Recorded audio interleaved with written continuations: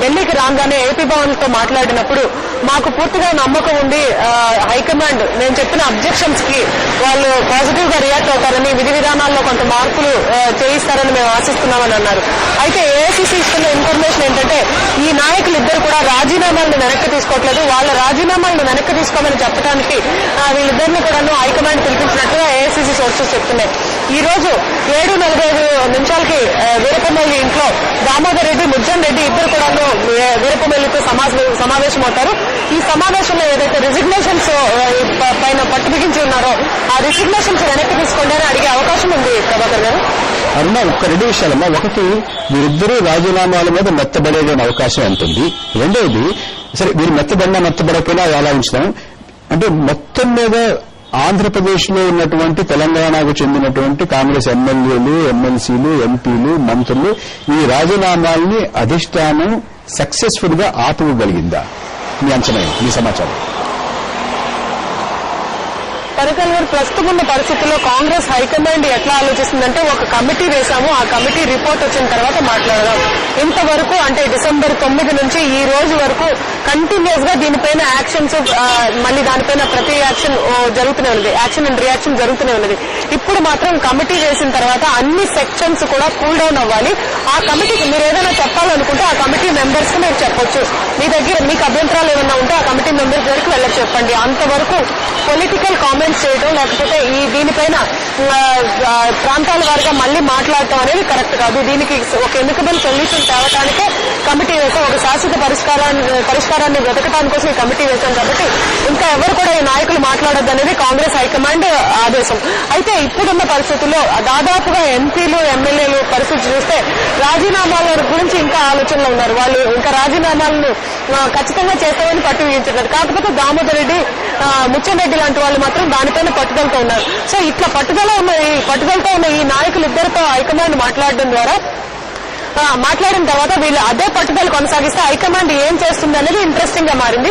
So high command ఈసారి కఠిన వైఖరితో వ్యవహరిస్తుందా లేకపోతే వీళ్ళని మళ్లీ సంజాయించడానికి, బుజ్జగించడానికి ప్రయత్నిస్తుందా అనే దానిపైన నెక్స్ట్ కోర్స్ ఆఫ్ యాక్షన్ ఉండేలా కనిపిస్తోంది. పరకల్ గారు, అరుణ, ధన్యవాదాలమ్మా. నరసింహారెడ్డి గారు, భారీగా రాజీనామాలు వచ్చేస్తాయి, అందరూ రాజీనామాలు చేసేస్తారు, ఒత్తిడి అంత ఎక్కువగా ఉంది, అంచేత రాజకీయ సంక్షోభం తప్పదు అనేటువంటి ఒక లెక్క వేశారు మీరు. ఇవాళ కాంగ్రెస్ వైఖరి చూసినా, కాంగ్రెస్ పార్టీ వైఖరి మీద ఆధారపడినటువంటి తెలుగుదేశం పార్టీ వైఖరి చూసినా మీ లెక్క తప్పలేదా? లెక్క ఏం తప్పలేదు సార్.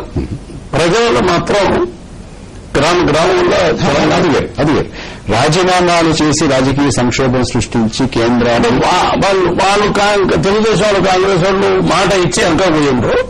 కానీ వాళ్ళను డెఫినెట్ గా ప్రజలు కరెక్ట్ చేస్తారు. విద్యార్థులు, ప్రజలు వాళ్ళు రాజీనామా చేపిస్తారు. రాజీనామా చేయక తప్పదు. కానీ నరసింహారెడ్డి గారు, అంటే ఇందాక అరవింద్ విపార్ గారు చెప్పిన దాంట్లో మీకు అంత సమంజసంగా కనపడలేదా?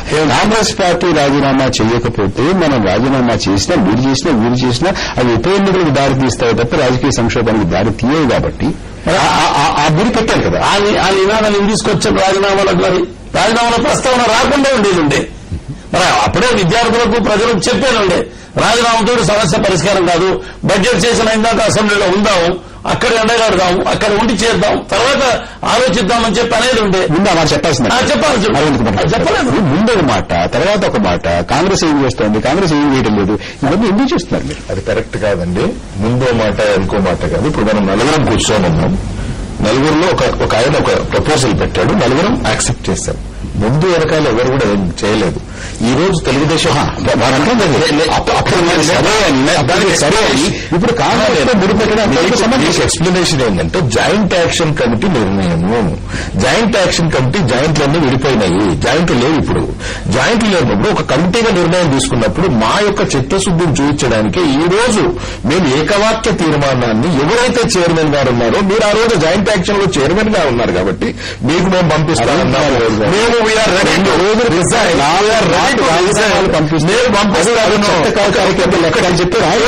మా కమిట్మెంట్. మేము ఒక ప్రత్యర్థి, ఒక ప్రధాన ప్రతిపక్షంగా మేమున్నప్పుడు కాంగ్రెస్ పార్టీ అందులో జాయింట్ యాక్షన్ కమిటీలో ఉండి వెనకకు జరిగినప్పుడు మా చిత్తశుద్ధిని మేము ప్రజలకు గాని, పార్టీలకు గాని, ఇతరులకు గాని మా చిత్తశుద్ది ఈ రోజు ఏకవాక్య తీర్మానం ఎవరైతే చైర్మన్ గారు ఉన్నారో మేము పంపించేసామో. మా వాళ్ళు ఒక నిమిషం, అది పంపిస్తే ఏం చేయాలి అంటే మీ యొక్క నిర్ణయాధికారం ఆ రోజు ఒక్క నిమిషం నిర్ణయాధికారం మీకు ఉంది కాబట్టి మీరు అందరినీ 3 పార్టీలను 4 పార్టీలను 5 పార్టీ ఇంకా బీజేపీ కూడా ఒక అతను చేయలేదు.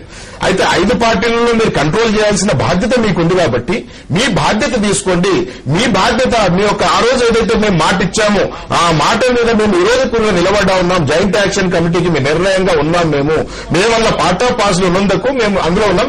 మీరు వాళ్ళని కూడా కంట్రోల్ చేసి అందరితో ఇప్పించండి.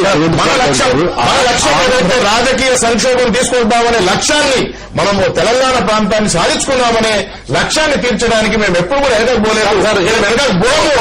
ఉద్దేశం ఈ రోజు మా నాయకులు గాని మా యొక్క ఎమ్మెల్యేలు గాని మా యొక్క కార్యకర్తలు గాని అందరూ కూడా అన్ని ప్రాంతాల్లో ముందంజలో ఉన్నారు.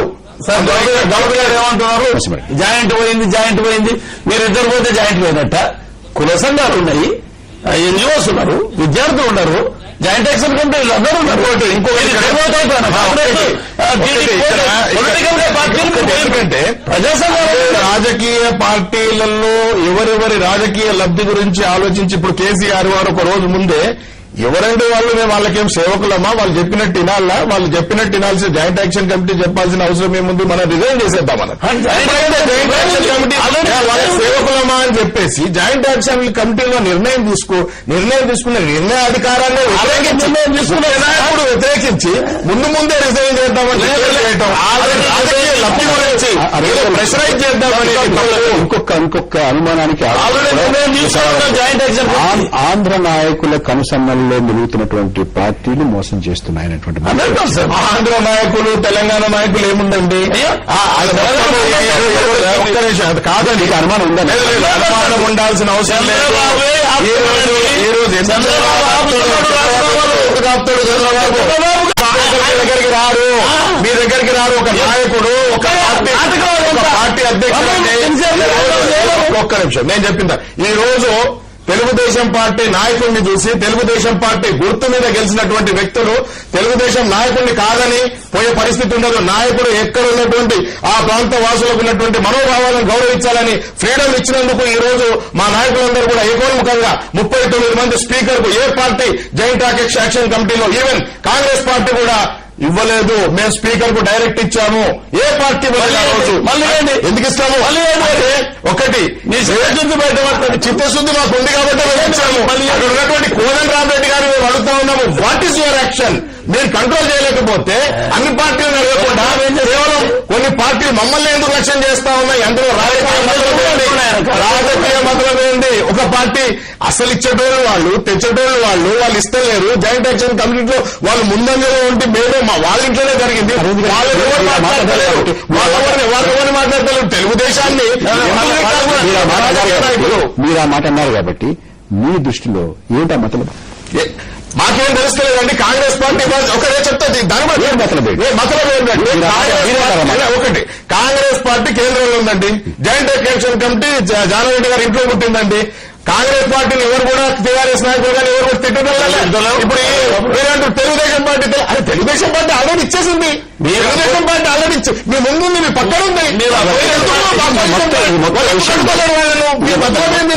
ఈ మొత్తం విషయంలో రాజీనామా చేయనటువంటి నాయకులు కాంగ్రెస్ వారు కావచ్చు, తెలుగుదేశం పార్టీ వారు కావచ్చు, రాజీనామా చేయనటువంటి నాయకులు ప్రజల ముందుకు వచ్చి సమాధానం చెప్పాలి, ఎందుకు చేయడం లేదు అనేటువంటిది ఒక మాట. రెండవ మాట తెలంగాణ గురించి రాజీనామా చేయనటువంటి వారిని ఊరూరా డప్పు కొట్టి దండోరా వేసి వీళ్ళు తెలంగాణ ద్రోహులని మేము ప్రకటిస్తామనేటువంటి మాట రెండవది. మూడవది మీ నాయకులు, మీ పార్టీ నాయకులు కానీ తెలుగుదేశం పార్టీ మీరెవ్వరూ కూడా మీ నియోజకవర్గాల్లో తిరగలేరు, తెలంగాణలో తిరగలేరు అనేటువంటి మాట వస్తుంది. మీరు రాజీనామాలు చేయకుండా తిరగలరు.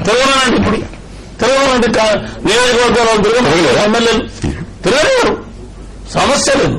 ఒకటి ఉందండి ఇప్పుడు ఇక్కడ తెలంగాణ విషయంలో మేము అధికారంలో ఉన్నా అధికారంలో లేకపోయినా మోస్ట్ ఆఫ్ ద టైం మేము అధికారంలో ఉన్నాం. తెలంగాణ ఎడ్యుకేషన్ చేసేటప్పుడు మేము ఎప్పుడు తెలంగాణ కావాలని మొదటి నుంచి కోరుతా ఉన్నాం. జైలుకు వెళ్ళాము, లాఠీ దెబ్బలకు వెళ్ళాం, ఢిల్లీలో సోనియా గాంధీ మన ఇందిరాగాంధీ గారిని ఎదిరించాం. ఎన్నో విధాలుగా ఎంత పోరాటం చేయాలో అంత పోరాటం చేసినాం. ఇప్పుడు కూడా మేము కాంగ్రెస్ పార్టీ నైతిక ధైర్యం ఉంది ఇవాళ నియోజకవర్గాలకు వెళ్ళేటటువంటి మేము ఇప్పుడు కాంగ్రెస్ పార్టీ తరఫున ఇప్పటికి మేము తెలంగాణ కావాలంటున్నాం. మా లెజిస్లేటర్స్ వాళ్ళందరూ కూడా ఒక మెమరాండం ఇచ్చి ఈ రోజు ఇంత ప్రక్రియ ప్రకటించండి, దాన్ని కొన్ని క్లారిఫికేషన్స్ అడుగుతా ఉన్నాం.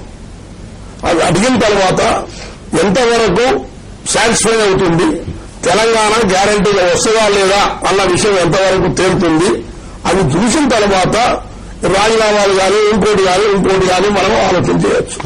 అదేం చేయకుంటే ఇప్పుడు మీరు పోతా ప్రజల దగ్గరికి మేమెందుకు బరాబర్ పోతాం. అరవింద్ గారు ఒక 4 వాక్యాలు, మన సమయం తక్కువగా ఉంది.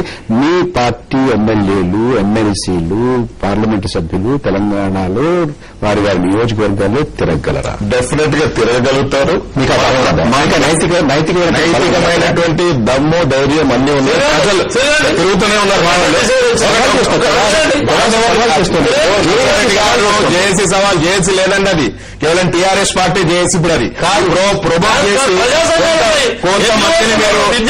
కొంతమంది చేసి మీకు సంబంధించినటువంటి ప్రజా సంఘాలు ఉండొచ్చు, మీకు సంబంధించిన టీఆర్ఎస్ కు సంబంధించిన మందకృష్ణ మాదిగా సిన్సియర్ కూడా దాంట్లో డౌటే లేదు. మందకృష్ణ మేము డెఫినెట్ గా ప్రజలు కూడా ఈ రోజు అర్థం చేసుకుంటా ఉన్నారు ఏం జరుగుతా ఉంది. ప్రజలంతా ఎవరు రెచ్చగొట్టే సమస్య ఉండదు. రెచ్చిపోయి 2 రోజులు రెచ్చగొట్టగలుగుతారు, కానీ నిజాలు ప్రజలు తెలుసుకుంటారు. ఎవరు చిత్తశుద్ధిగా ఉన్నారు, ఎవరు ఎందుకు చేస్తా ఉన్నారు, ఎందుకు ఈ యొక్క ప్రొవోక్ చేస్తున్నారు అనేది ప్రజలు తెలుసుకుంటారు. రాజీనామాలు తెలంగాణ వస్తుందంటే ఈ రోజు మా పార్టీ ఏకోన్ముఖంగా ఇప్పుడు ఈ క్షణంలో 39 మా నాయకులు జనార్దన్ రెడ్డి గారు ముందే చెప్పేసినాడు.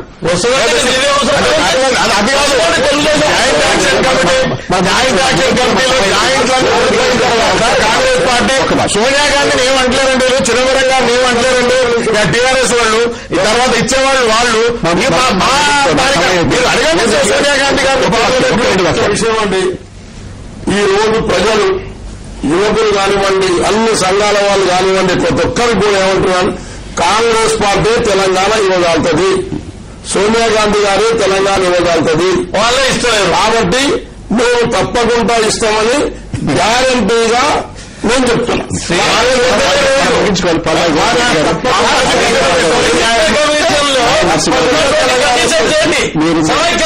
గురించి చర్చిస్తారట, అదేంటండి?